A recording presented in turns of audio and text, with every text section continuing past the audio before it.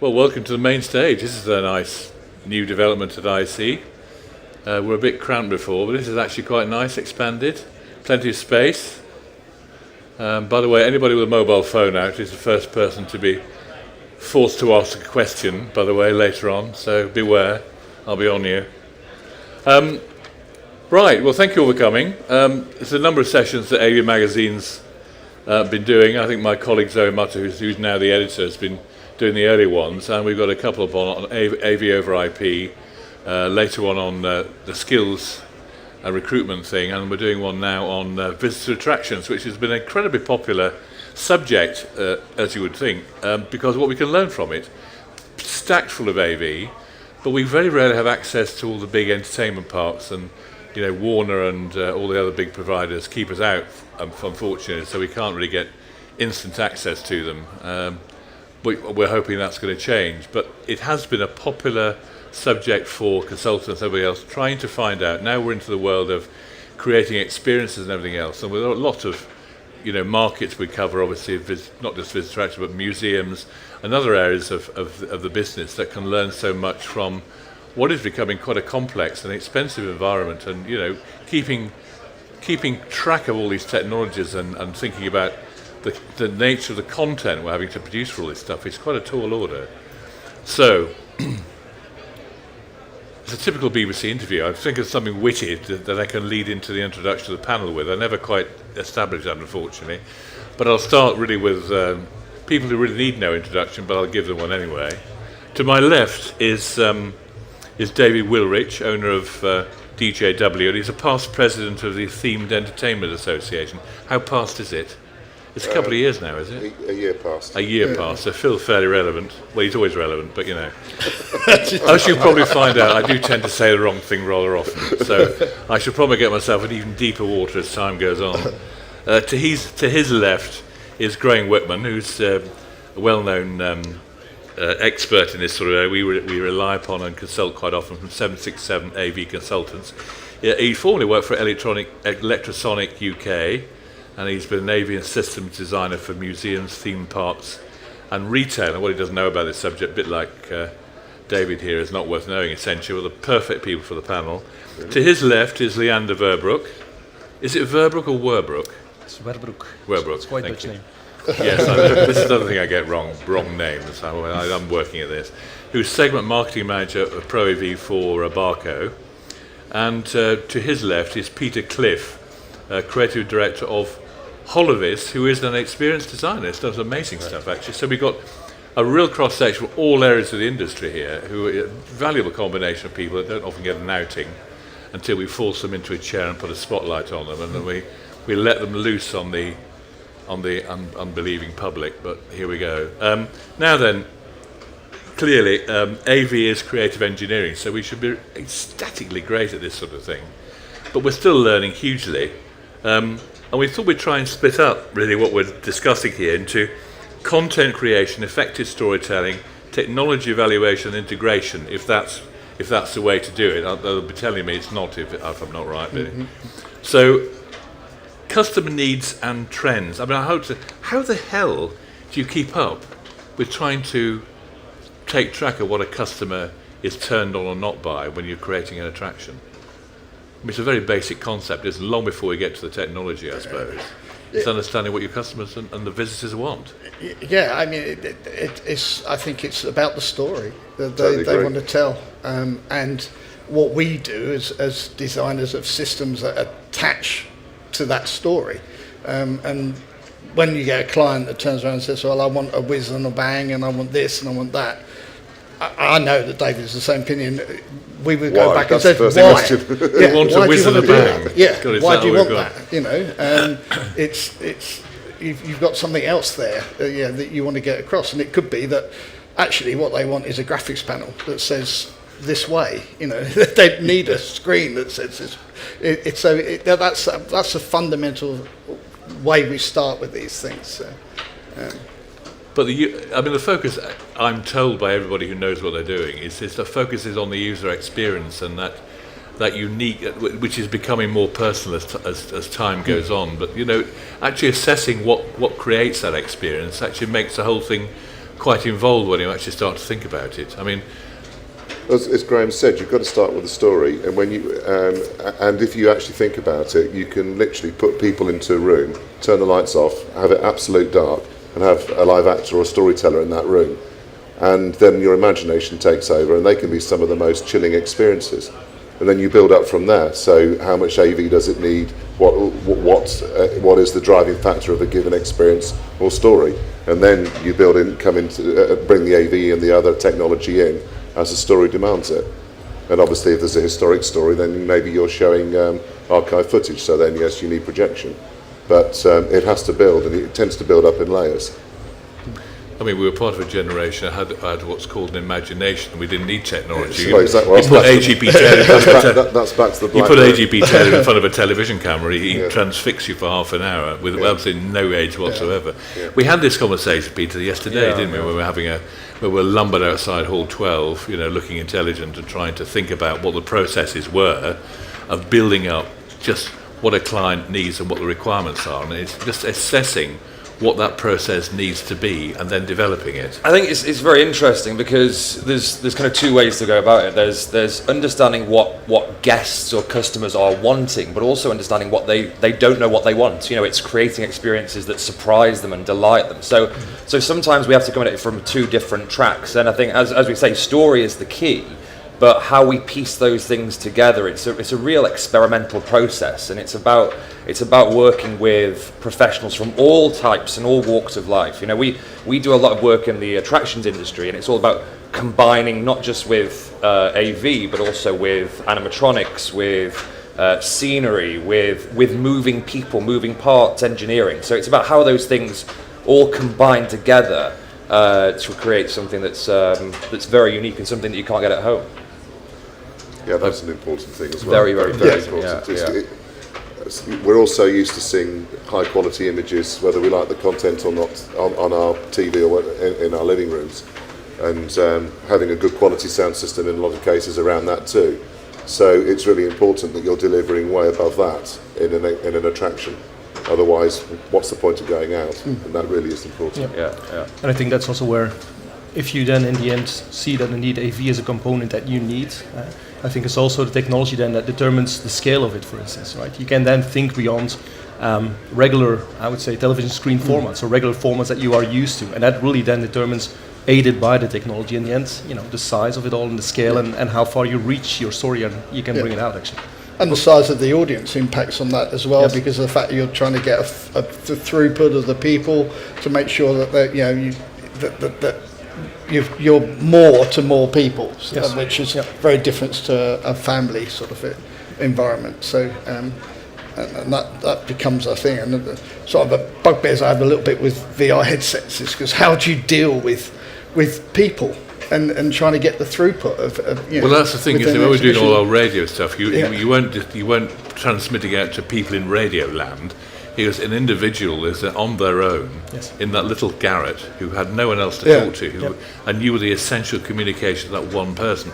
I think of a visitor to a museum or being the individual who's quite specific in what they do or don't like, and it's understanding where that perception starts and how you then start to guide it into whatever journey you want them to go through, which is to me incredibly complex. I think that's one of the things that we struggle with. So prior to being with Holivers, I was with Merlin Entertainments for 12 years as their creative director for live shows, and we spent a lot of time really trying to drill down on what the guest is feeling and what their cognitive load is of the experience. So it's not just about the tech, but it's also how is the content different from something you would watch on a TV screen. You've got to remember, when people come to theme parks, they're already expecting a wow.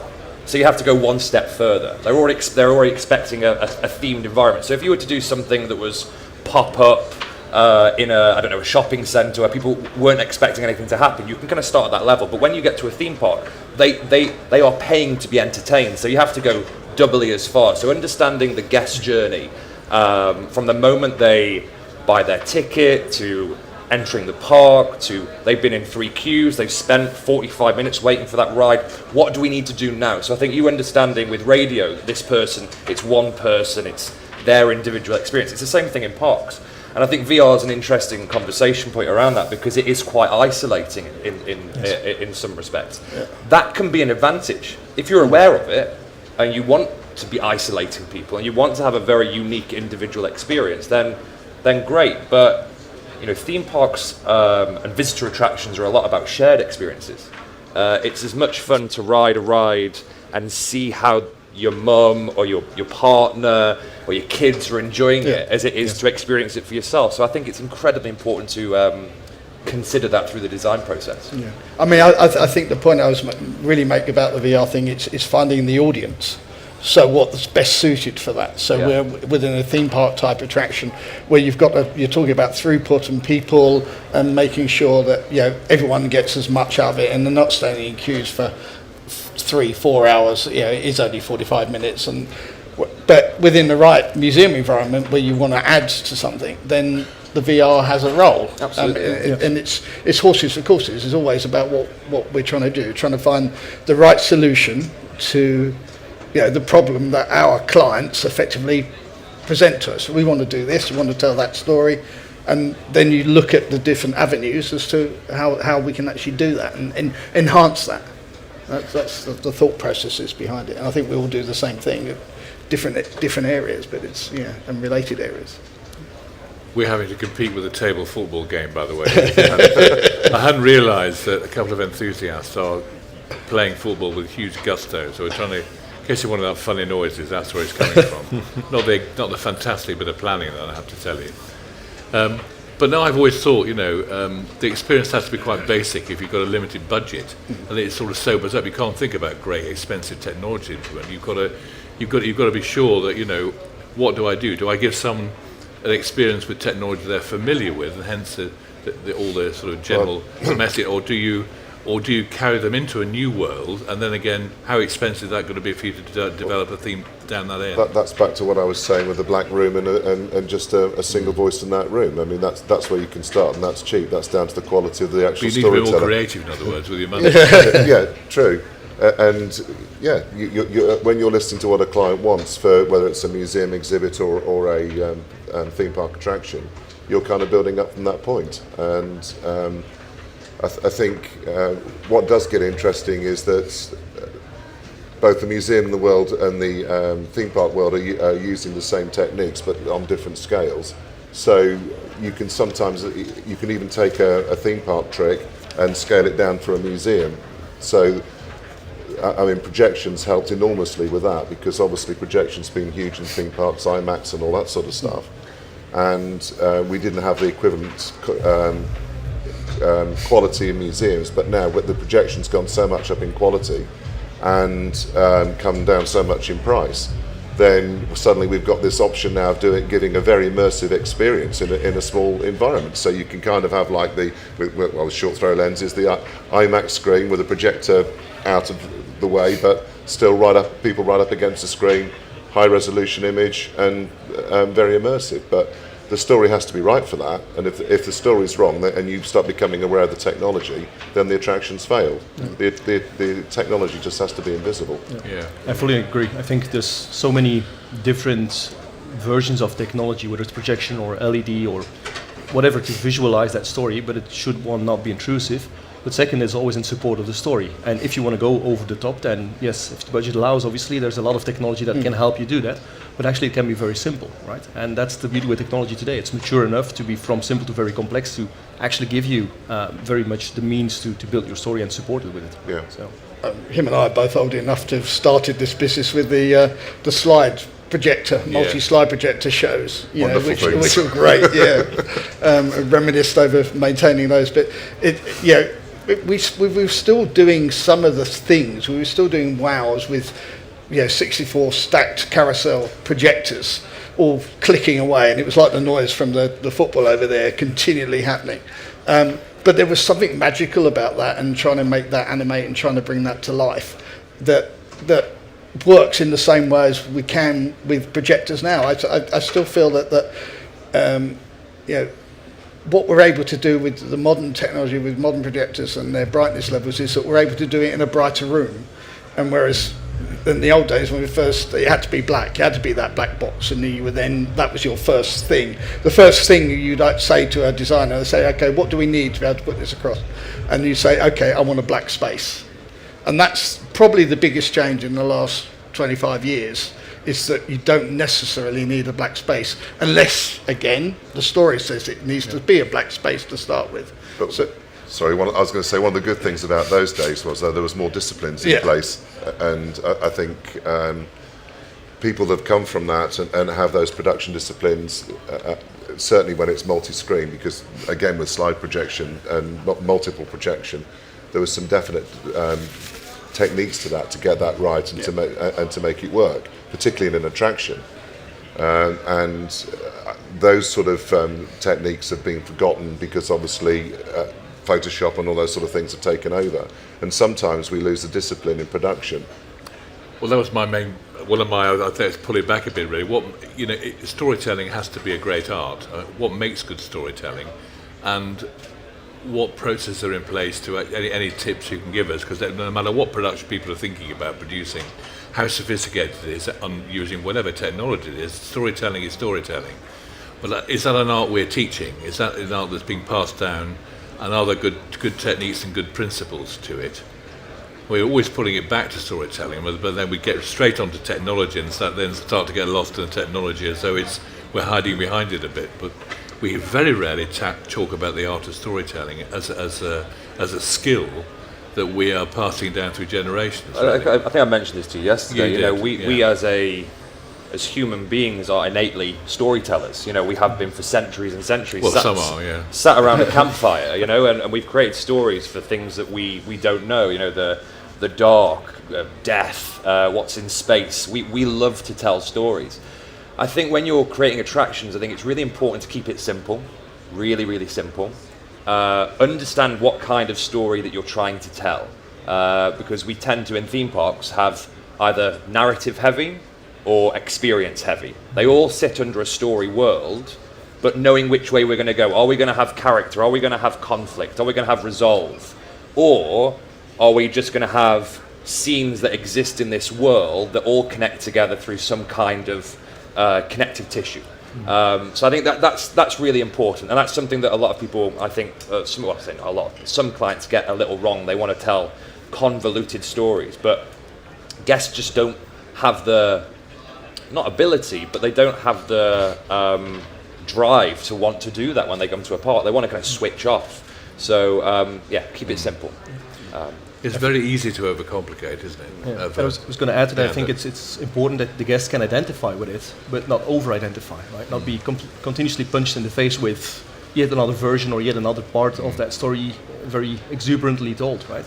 I think the whole journey from walking into a theme park, eventually enjoying some dark rides, if there's a certain identity that they can relate to the theme park or related to the intellectual property or whatever it may be, that's well balanced itself, then that's what they also relate to in the end, right? That's where the emotional connection comes from, and that's what make them feel good with it basically, and come back for it as well and share it in the end.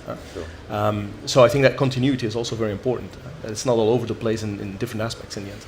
I think sorry. No, Peter, please come. I was just going to say, I think you made a very good point there, that actually using the cue and using the area to tell that story as well is very useful. So if you've got an immersive attraction, where you want people to get the character, especially if it's not an IP that people know, you can both combat queue line boredom with storytelling and interactivity and immersion, which helps you tell that story as well. So I think that's a good The power of pre-shows. Yeah.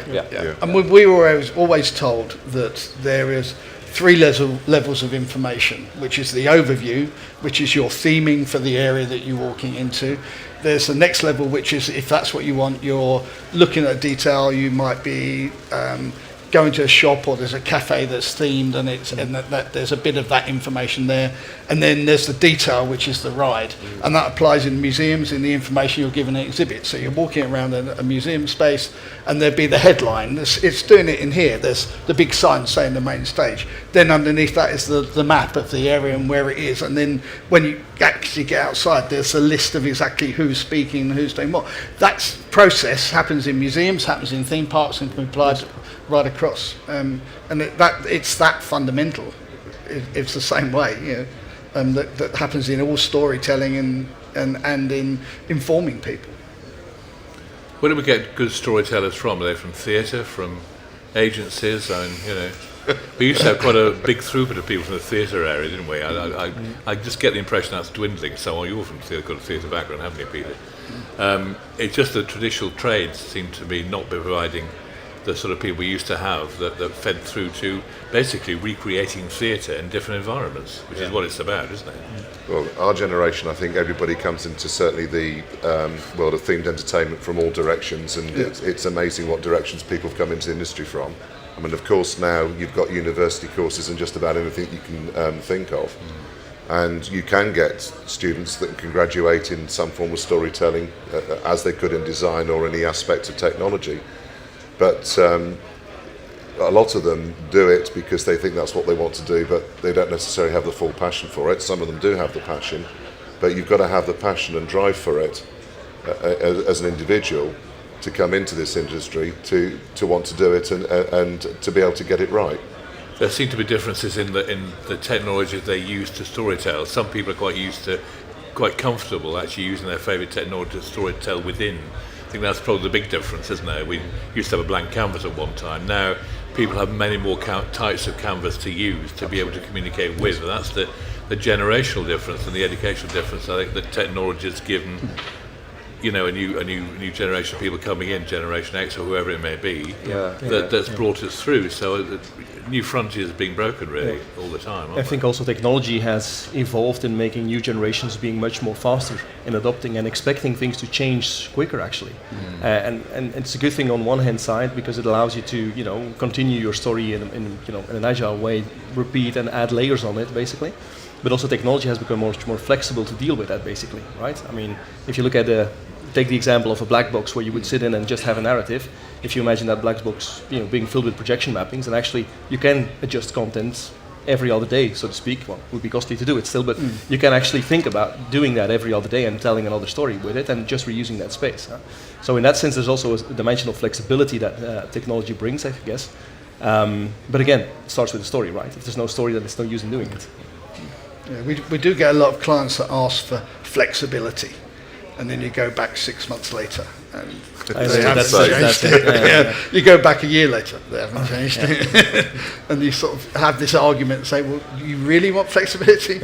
Or you want the ability to be able to, but they very rarely have the discipline to actually do that. But then it comes back to the discipline indeed of thinking about the story and renewing that. It's not so much again about the infrastructure on itself, right? Yeah. I think when it comes to storytellers, I think there is an abundance of storytellers out there, but they're just working in different sectors. They're working in TV, film, theatre, events. It's actually the context of themed entertainment and museum and cultural that is the difficult thing for us to find. And I would say that the convention is actually the same. You're still telling a story, but I like to think of it like the karaoke videos where you've got the little bouncing dot that's going along the words. For TV and theatre, that's just the show running or the film running. But in our world, that little dot is the guest, and they are choosing the speed at which they move through it and the way in which they engage. And you have to give as many different options and windows for the guest to kind of get sucked into that story. So same thing, just slightly different context. So that I would always say, if there's anyone who wants or even has an inkling to want to get into the industry, is just knock on the door of any of these people who are on this stage now or any theme park company and say, hey, listen, I'd love to come and spend a week or two with you and see what it's all about, or go and work with one of the operators, because we need more people in this industry, both from storytelling but also AV and every aspect. Every aspect for sure. Yeah. I'm not going to. I will ask you a question later on about which is your favourite technology. But which technologies do you find don't Obviously work? mine's VR. Yes. What it is I looked at VR donkeys years ago. It's very insular, individual technology, and it's by its very nature immersive for the individual. It doesn't transfer well, obviously. A bit like 3D films don't work either. If the storytelling, as you say, is not great, you always relief when you got in 2D.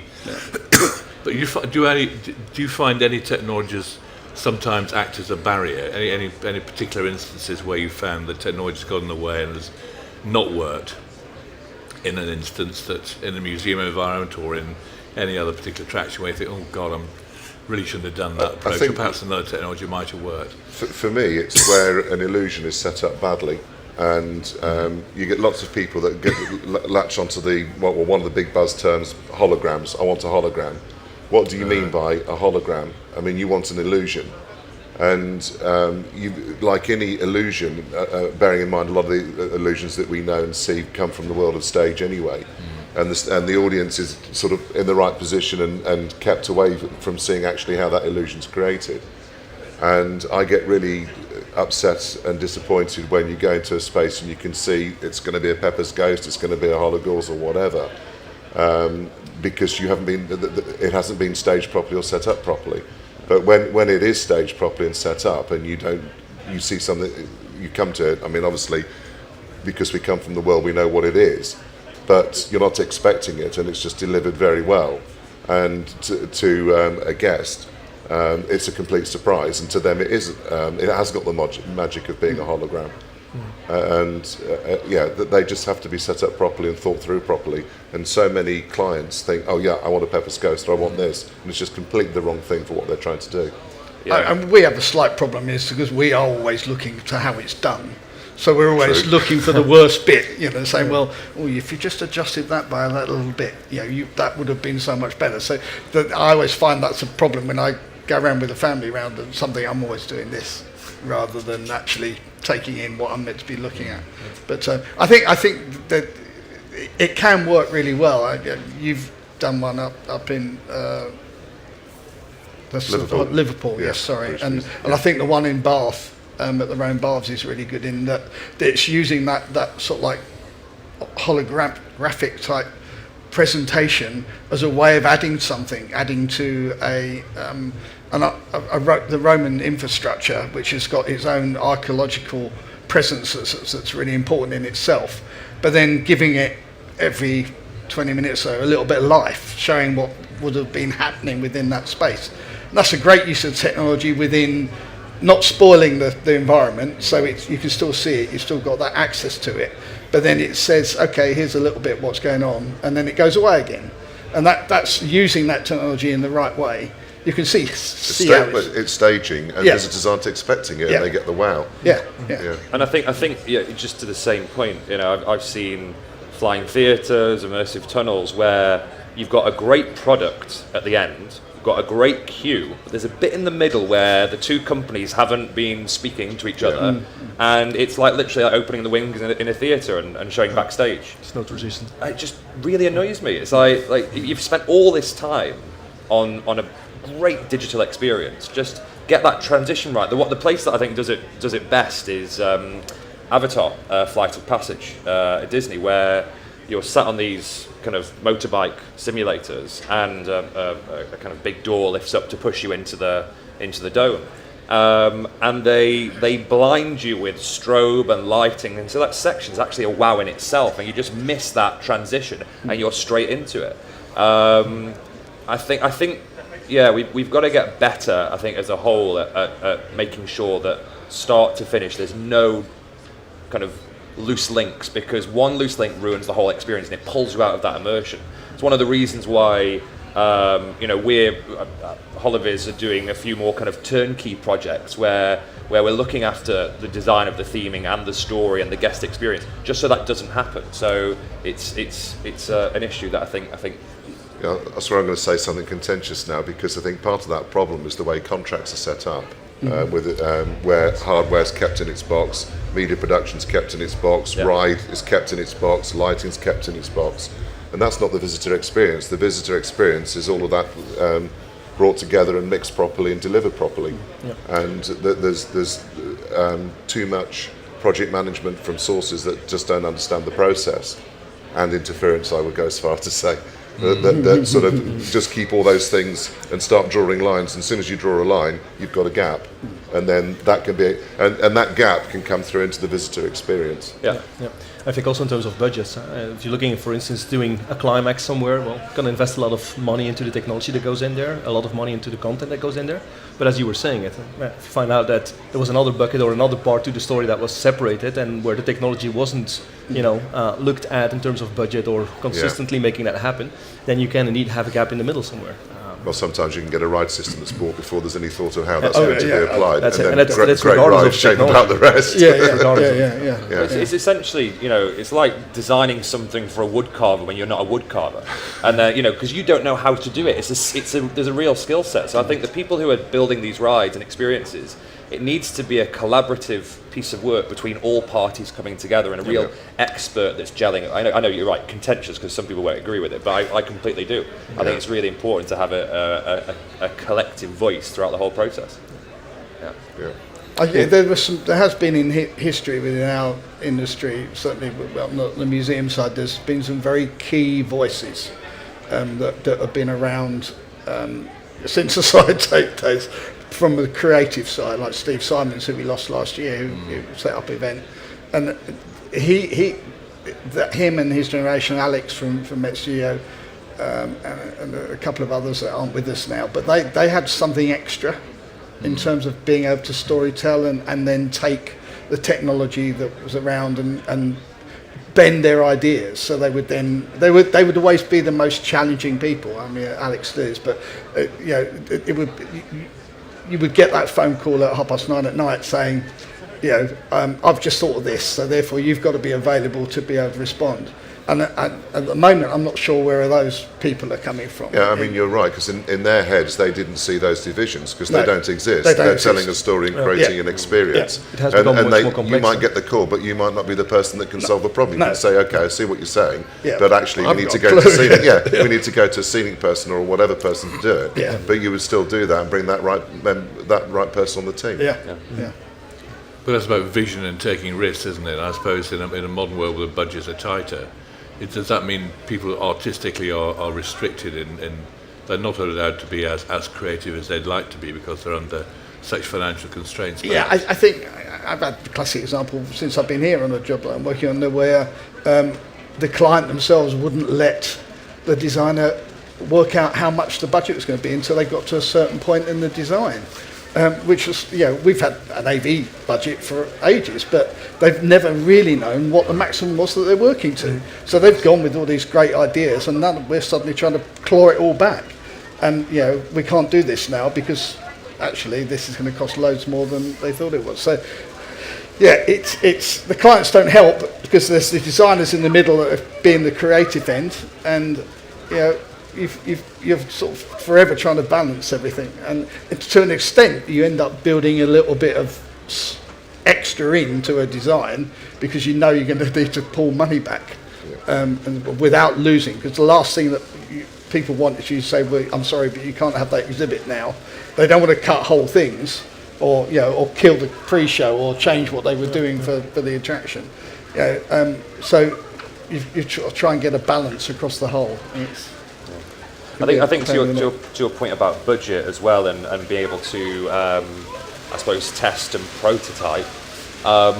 We work with certain theme park operators that have got the budgets to do very, very expensive POCs, which is all good and well. But I think with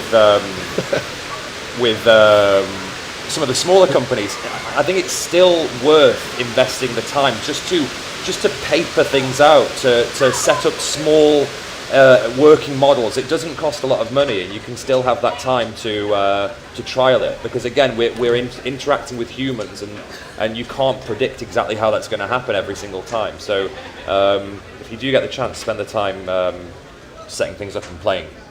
I totally agree. I don't think there's enough testing done at all. No. And if you're going to get the most out of your budget, then you need to put some money aside for doing some basic testing, and even audience testing, or even have a slower run into a show or an attraction opening and just get some people through it, because there's always a curveball. People, certainly in smaller parks and attractions that don't have the sort of resources of the Disneys and the Universals, There are things that you just don't expect that happen, which then mean a change in pre-show, change in the show, change in programming, and that with proper testing time and proper lead-in time, they can be put right. But being put right after the thing is open, that can be even more costly. Sadly, some clients seem to be happy with, with doing that. But yeah, no, I think it's good to test. Yeah, isn't it the case that I think there seems to be less testing going on in the theme park side of things than there was? I'm thinking back to Spider-Man and things when that was built, and the year and a half of running that in a warehouse in Florida, compared to perhaps now there's a lot more corners being cut. But I think today also this especially if you look at more the construction world and the architecture world, there's a lot about modeling, right, and sort of having a virtual representation before you actually go into it. I think too often that's seen as sort of a replacement of a lot of things, whereas actually it isn't. It's good to shape an idea and make a concept happen, and often it's actually used as a sales tool probably to present certain flavors of a reality, but then in the end you still need to take the step to actually construct something, test it, and make sure it's proven, for a limited set of guests or for a larger crowd even. And I think that essential step in prototyping is sometimes too often looked at as, we can digitize that, right? We can do it in a virtual way and then immediately go into reality, which doesn't work. Expo is a classic case at the moment where working on one of the pavilions, and the fact that there's a virtual view of some of the experiences that they're putting into there, and then when they actually made full-size elements of this, they suddenly realize, we can't do this, we can't do that. That's the wrong material. This is that's distorted. The physical aspects. The physical aspects suddenly completely change what they're doing because it just doesn't work. That's one of the problems with VR previewing, because your field of vision is always that you can look to there, but you're still looking like that. You're not sort of seeing something as holistically with your peripheral vision, and a proper mock-up reveals that. Yeah. What's quite useful for this particular thing, because the VR gave us a sense of scale.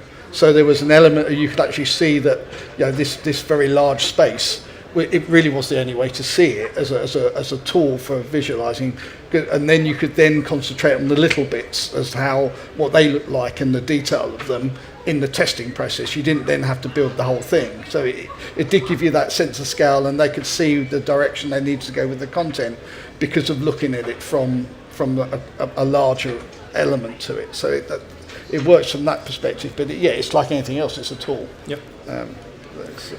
Are there any technologies we should be keeping an eye on that seem to be effective in this market? You poo-pooed VR. Augmented reality is coming in, but it's being used a bit more than it used to be. Clever projection, perhaps. VR is coming in. Better screen technology. It's being used as added layers on roller coasters, as I'm sure you're aware. Yeah. There's a very good attraction that's opened in London, the War of the Worlds, which is a great mix of live actors, scenes, stories in a dark room, and VR. I still think the VR's got a way to go, but as an overall experience, it actually works. And they're managing the changeover of VR sets. So yes, it's here, and it's still very much in its infancy, but it's coming in a different way, and it's opening up a different method of storytelling. And I think that War of the Worlds experience is a good illustration of that. Completely different way of storytelling. And I think that will work when the headsets don't become this cumbersome thing that takes ages to put in your head. So once it becomes, and there was a speaker on here previously, it was from that world, and she was talking about the fact that VR, because of 5G and the fact that you don't necessarily have to have the computing power in the headset, but it can be in the cloud, and you're dragging stuff back and forth, which means the whole thing becomes more glasses rather than something that you're completely putting over your face. Then it should be no different in terms of people handling to a 3D show that's worked very successfully in a theme park for the last 25 years. So once you get to that stage where it is very easy to handle, then it suddenly has as a use as a technology. Or you have something which takes the human aspect out of it and comes over you and involves you in that way, rather than actually having to handle these heavy things. which in themselves can be unreliable. And I was going to say, it's the way that the content gets delivered in the end, Yeah. right? With more real-time content feeds and with processing power basically being there to support that, and also allowing another layer of interactivity. If I interact, I see the way I, want the content to be, basically, and there's different layers to that as well. I think that's an important evolution where we haven't seen, really the full extent of yet. Yeah. We're very excited about computer vision and biometric technology, artifact identification. So we're doing a lot of work with deviceless tracking, gesture-based recognition of people, and then how that's converted to the guest is personalized content, real magic, actually. So this was all born out of a visit to a park where they created an RFID-based adventure through the park, and they were finding it very difficult to increase adoption rate because, again, there's a lot to see at a park, so people weren't going to pick up their device or wristband. So we developed for them a biometric version. So there's no wristband, and guests are moving through the experience, casting spells with their hands and interacting with big pieces of AV, but doing so in a magical way that's using those new technologies. And the great thing about the themed entertainment world is we're in a closed ecosystem, and where the technology is probably falling down a little bit at the moment in its capability, you can actually mask that quite effectively in the themed entertainment world. Cast that spell, it doesn't recognize you because you're not trying hard enough. Where's your focus? Stand straight so we can read your face. But and also you have the because you're working in a themed environment, you can get permissions. People are quite happy to allow for that next level of intrusion because you're at a world of entertainment. So how that works and how that kind of intersects the AV world and the theming world and the storytelling world is a very, very exciting place for us, and because it kind of leads itself into multivariant adventures, repeatability, rewritability, some gamification as well. Gamification, incentivizing, and the kind of absorption rate of any educational point or historical point can be made extremely kind of personal using that kind of tech. So very exciting. I mean, yes, it's always a dichotomy, perhaps that's the wrong word to use. I mean, between what's wearable and what people expect to interact with on their phone, and what they expect from the environment they're walking into, and how seamless that transition is. I always find that potentially the way technology is developed is a trade-off between what's available between those two areas at the time. Yeah. Whether we, in a pure world, we would just expect the environment itself to provide everything we need, or whether we automatically expect, now we're so glued to our phones and other devices we use every day, whether we expect our own devices to interact with something around us because we're more familiar with them, we expect that sort of response from them, or whether it's just wearing something that's totally wearable and it's through your personal body experience and not the environment you're walking into, which may contain intelligence but you're unaware of it. Well, we've had experience exactly with that. So we created a park-wide game for a chain of theme parks in the US called the Battle for Cedar Point, the Battle for King's Dominion. We gamified the whole park. You pledged your allegiance to your favorite coaster. We had AR treasure hunts. You battled against each other. It was a huge experience. And whilst it was great for the people who played it, we found that actually it was difficult to get people to download anything other than Facebook or Snapchat, TikTok on the phone, because they want to be either on social media channels, or actually they actually really enjoy being absorbed into the space. So I think maybe in cultural it's slightly different because you can relate it to the content better, but in theme parks we actually find that mobile phone platform is not as effective as you might think. There are tricks you can use in order to make it slightly more passive, so it could be in your pocket. We're using geofences or Bluetooth beacons, proximity beacons for certain effects, cause and effect, use it as a map. But phone is a very interesting area in that world. I think wearable and deviceless is for me at least, is a more exciting world because it's slightly more immersive and magical. Well, it's back outside of your normal world, and it's adding something. Yeah. With clever use of total immersivity, I suppose, to taking it to its degree, and actually having a high degree of interactivity should we desire to use it or be asked to use it. So you don't think about what you're in all the time. It almost becomes a functional environment you intuitively use and are familiar with, even though you don't realise it, which is obviously probably ultimate. And I don't know how sophisticated Dubai is getting, but I mean, are there any new techniques coming out? This is the Dubai 2020 program, which is supposed to be leading edge tech that is going to be a big convention, isn't it? Later? The whole thing about Anything exciting? Expo is scale, and I think that's the thing. So I mean, you look at it. Obviously, there's some things you do know that are happening you can't say about, but what's out there in the public domain is a scale thing. That's expos are about being.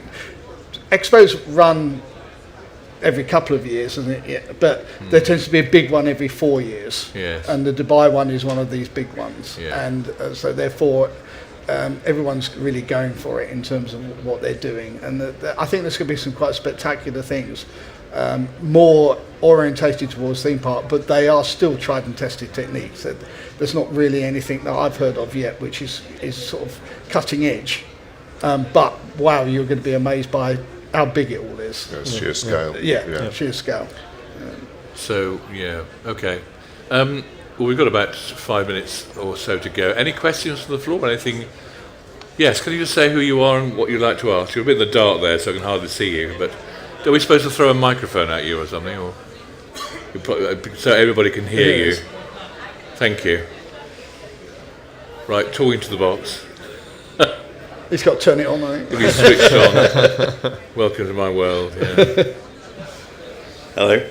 Yep, Chris. Adam Flawn Thomas of ECT in the UK. I always feel that visual is the emphasis of any attraction. What about the other five senses? I sometimes go to attractions and feel that they're not used, whether it's smell, feel, or that side of it.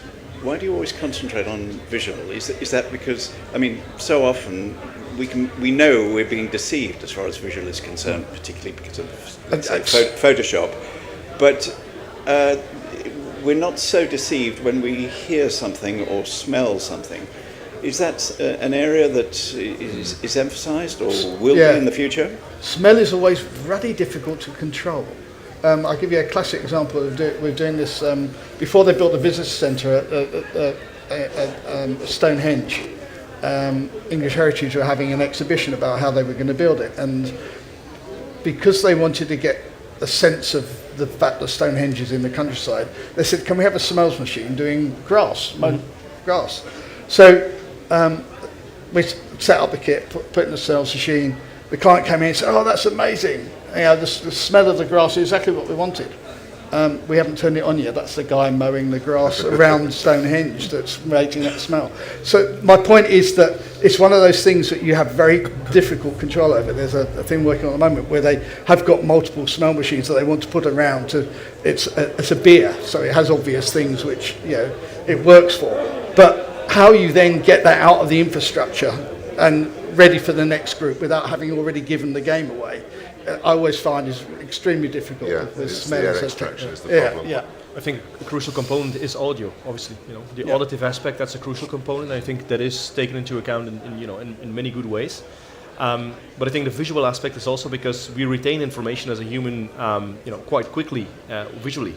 That's how we do it. If you want to tell a story with one picture, you can already set a complete sort of background and give a context. And I think it is that powerful from a visual aspect. But I fully agree that both the auditive aspect as others, aspects are not to be ignored.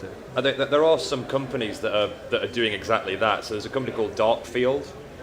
If anyone's heard of them, but they do audio-only experiences. So it's in a shipping container, seats about 20 people. Complete black box, dimensional audio, and then they simulate pretty crazy kind of scenarios that you could only do using either VR or pure audio. So it's, again, you're in darkness. One is called Coma, one is called Flight, which simulates a plane crash, and one's called Seance, where they kind of bring about the dead. So I think there are more of these experiences happening, and I think all the senses are very important. But I think it's as much our job as integrators to be able to kind of pose that to our clients and say, this is another option as well. You don't have to go down the kind of the visual route. We can use all these different elements as well to tell that story. Yep. Darkfield. Andrew, we do have some social restrictions on things like touching and being able to touch, because obviously there's hygiene issues Health and safety and everything else. And and that comes into it too. There are ways around it. There's the alcohol wipe. When we were doing when I was at Merlin, we did a lot of all the Halloween events, and for that we brought touching in as so being able to kind of be quite physically manoeuvred and put into quite scary positions. But it's interesting. It's also culturally depending sometimes, how acceptable Oh, or not absolutely, acceptable it is. absolutely, yeah. Yes.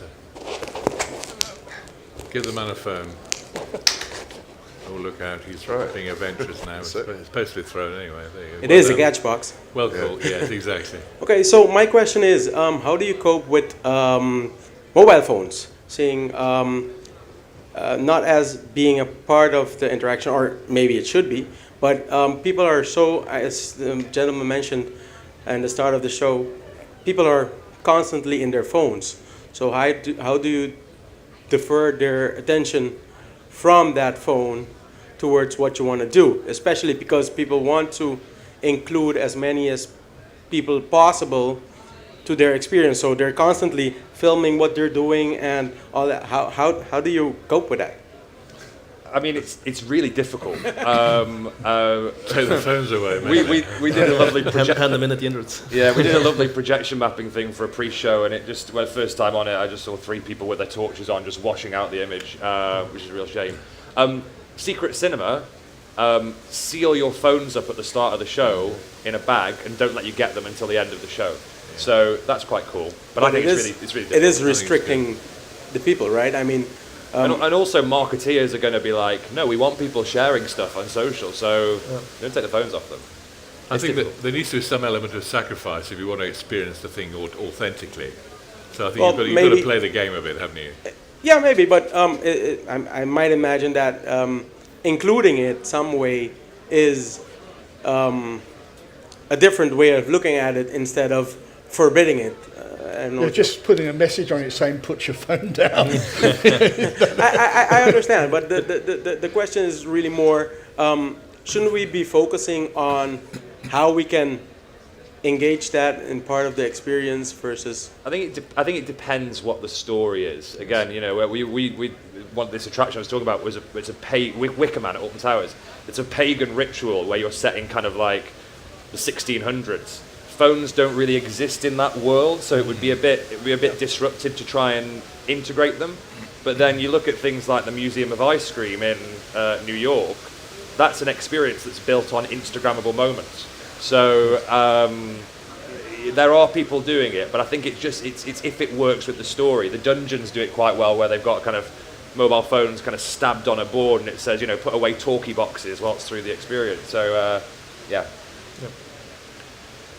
Well, I think we're run out of time, sadly. 3:30 it is, and we're being kicked off at 3:30, so I can't believe it's been an hour. It's extraordinary, really, but great. Thank you so much, gentlemen. Peter, Leander, Graham, and David, thank you so much for being here. It's a rare event to get all these people together.